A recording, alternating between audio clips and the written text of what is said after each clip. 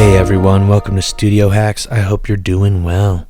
This video we're going to be looking at 3 tools for identifying what key your song is in. Beginners get lost on this all the time and it can greatly hinder your workflow or just make your music sound like trash. Jacob Campbell is letting us use this awesome song, so thanks Jacob for that, and thanks for making such a bop.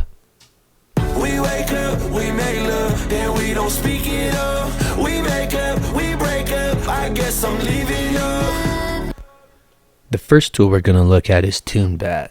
Now, TuneBat is a free online tool for key identification. The downsides of it are that you need to upload the file, so you need internet connection and the time to do so, but it's still a great tool. Now, the next tool we're going to look at is Mixed In Key. Mixed In Key is both a plugin and a desktop tool for key identification. It's easy due to its drag and drop nature.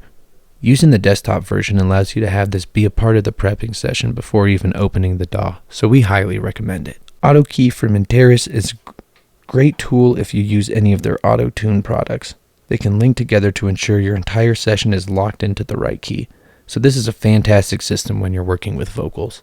We wake up, we make love, then we don't speak it up. We make up, we break up, I guess I'm leaving up.